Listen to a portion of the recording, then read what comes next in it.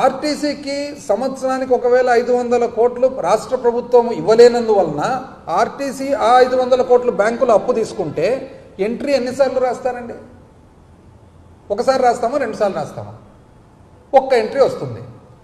రాష్ట్ర ప్రభుత్వం ఆర్టీసీకి కడితేనేమో బ్యాంకుకు తిరిగి కట్టేస్తారు. మీరేం చేస్తున్నారు? ఈ 36,000 కోట్లు 2 ఎంట్రీలు డబుల్ ఎంట్రీ చేస్తున్నారు. ఎట్లా చేస్తారు డబుల్ ఎంట్రీ? మీరు సివిల్ సప్లైస్కు, విద్యుత్ సంస్థకు మీరు డబ్బులు కట్టవలసిన అవసరం ఉంది కాబట్టి, మీరు కట్టలేదు కాబట్టి వాళ్ళను పోయి అప్పు చేసుకోమన్నారు.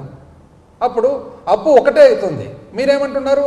బ్యాంకు అప్పు రాస్తున్నారు, మీరు ఇవ్వవలసినది వేస్తున్నారు. ఎట్లా అవుతుందండి అది? ఎవరు తీయాలండి గుంజీలు? ఇప్పుడు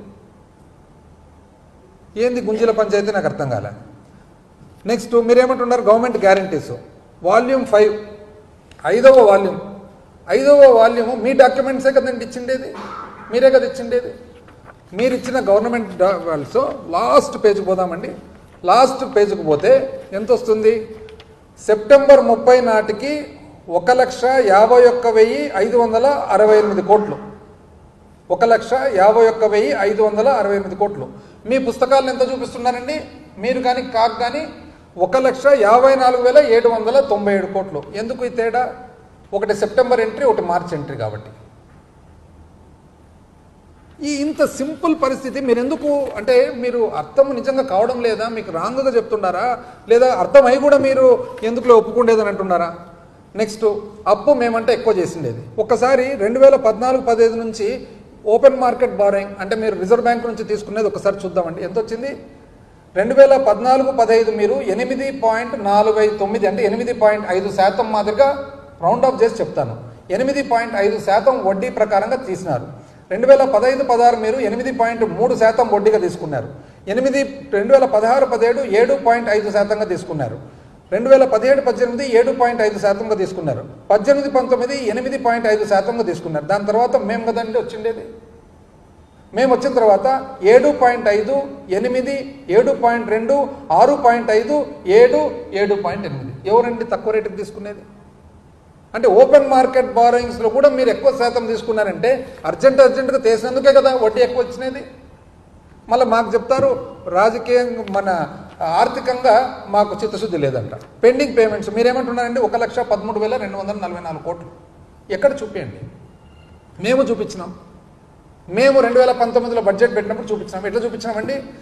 consumer affairs, food and civil supplies 5,786 కోట్లు, ట్రాన్స్పోర్ట్ డిపార్ట్మెంట్ 180 కోట్లు, ఉమెన్ అండ్ చైల్డ్ వెల్ఫేర్ మహిళా శిశు సంక్షేమ శాఖ 264 కోట్లు, అగ్రికల్చర్ వ్యవసాయ శాఖ 2,378 కోట్లు, హార్టికల్చర్ డిపార్ట్మెంట్ 1,088 కోట్లు, all welfare departments RTF, MTF 2,840. ఇట్లా చూసి 42,183 కోట్లు సుమారుగా ఉన్నాయని చెప్పి మేము చెప్పినాం.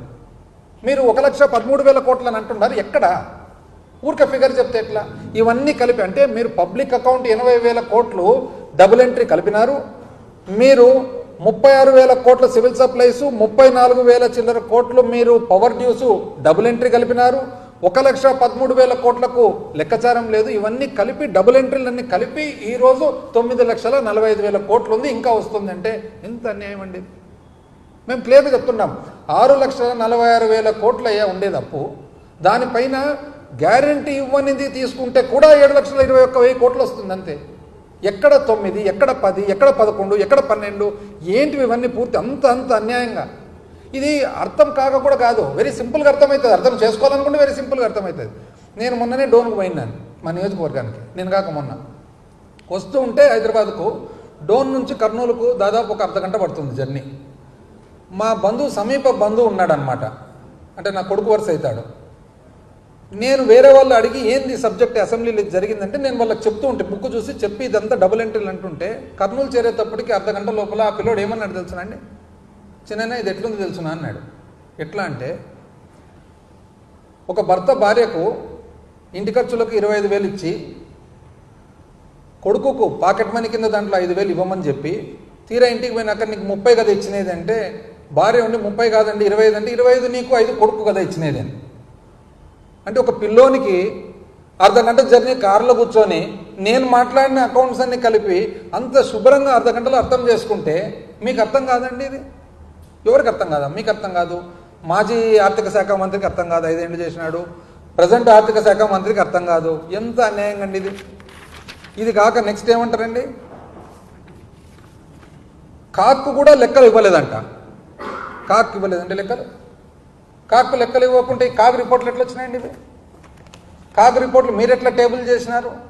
మేము లెక్కలు ఇవ్వకుంటే మీరు ఎట్లా టేబుల్ చేస్తారు? అంటే కాక్కు లెక్కలు ఇవ్వాలన్నా? తీసుకుంటారు వాళ్ళు. మనం వాళ్ళే ఆడిట్ చేసేది, వాళ్ళే అకౌంట్ చేసేది వాళ్ళే. వాళ్ళకి మనం ఇచ్చేది ఏముంటుంది, వాళ్ళ చేతుల్లో ఉంటుంది. మనకేమైనా డౌట్లు ఉంటే వాళ్ళని అడిగిపించుకుంటాం.